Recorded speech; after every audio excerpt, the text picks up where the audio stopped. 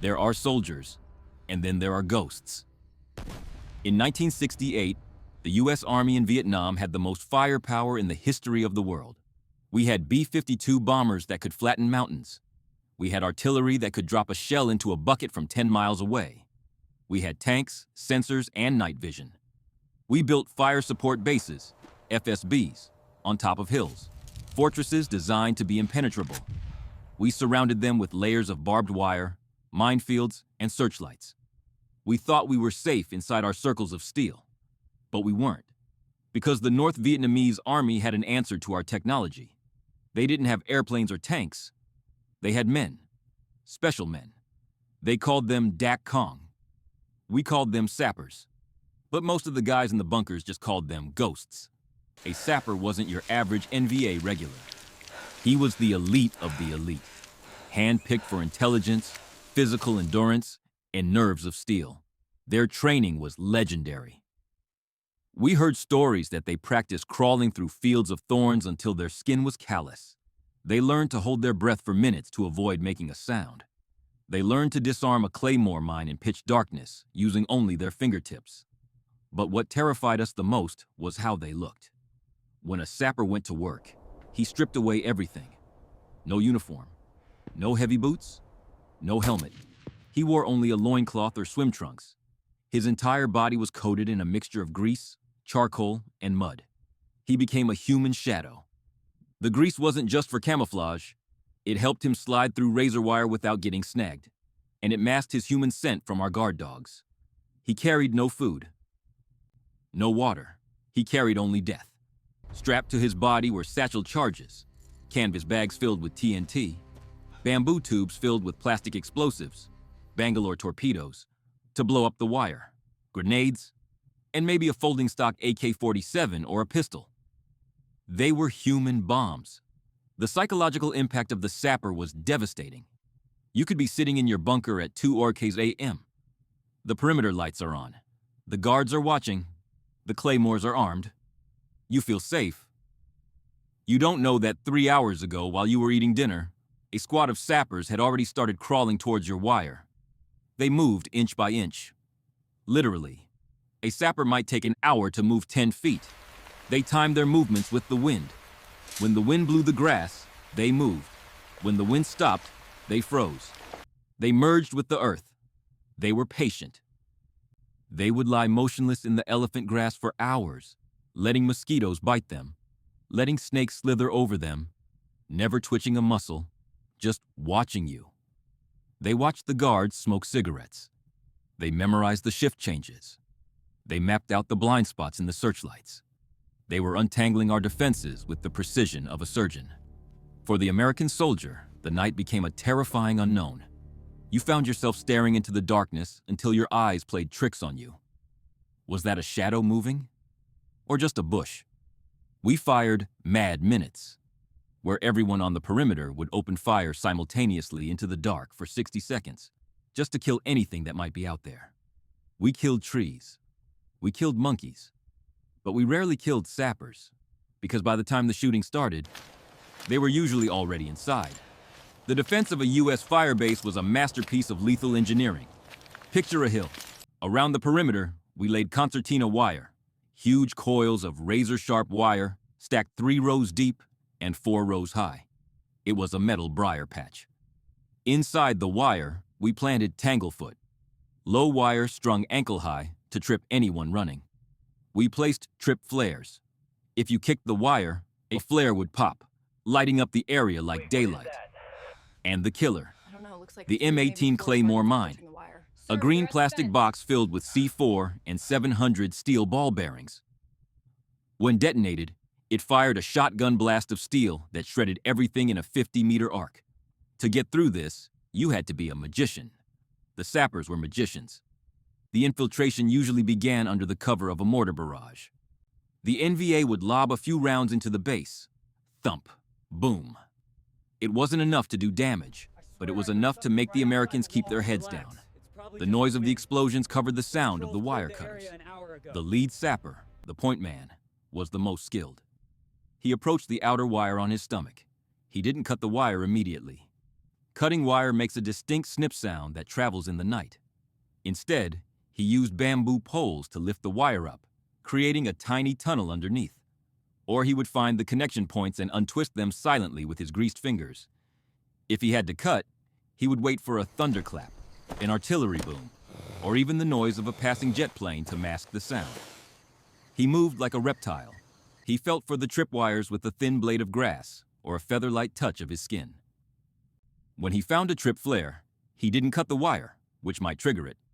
He pinned the striker's safety lever, neutralizing it. When he found a claymore mine, he didn't avoid it. He turned it around. Imagine the horror of that. A sapper crawls up to your mine, the one facing him, and gently rotates it so it faces you in your bunker. He effectively turns your own weapon against you. The breach wasn't just a hole, it was a path. As the point man moved forward, he unspooled a white string or dropped bits of white cotton behind him. This was the breadcrumb trail. Behind him, the assault team waited. They were heavily laden with satchel charges and RPGs. They couldn't move as carefully. They needed a safe lane. The tension during this phase was unbearable. Inside the base, the guards were scanning the wire with starlight scopes, early night vision. The eerie green glow amplified the starlight. Sometimes, a guard would see something, a glint of sweaty skin, a shift in the wire. Halt! Who goes there? Or he would pop a handheld flare. Pop, hiss. The parachute flare would drift down, bathing the wire in wavering white light. Under the light, the sappers froze. They didn't panic. They didn't run. They lay perfectly flat, face down in the mud, looking like logs or mounds of dirt. The grease on their skin absorbed the light. The guard would look, see nothing but shadows, and relax. Just a rat, he'd think. But it wasn't a rat. It was a platoon of commandos, now 20 feet from his bunker, holding their breath. The infiltration could take 4, 5, 6 hours. By 03 a.m., the graveyard shift, the defenders were tired. Eyes were heavy. Attention drifted. That was the moment. The sappers were inside. They were lying in the drainage ditches between the bunkers. They were crouching behind the sandbag walls of the command post, TOC. They were underneath the trucks in the motor pool. They had bypassed the machine guns. They had bypassed the minefields. The enemy wasn't out there anymore. He was right here, and he was waiting for the signal. The signal usually came at 03 Huero or 04 a.m. It wasn't a radio call. It was an explosion. A sapper would slide a satchel charge under the command post, TOC, or the ammo dump. He would pull the fuse igniter, a small cord that hissed for 6 seconds. Psst. Then the world turned white. Boom! The shockwave would knock you out of your bunk. The sound was different from a mortar. It was sharper, louder, closer. It was the sound of something detonating inside the wire. Before the dust even settled, the base would erupt.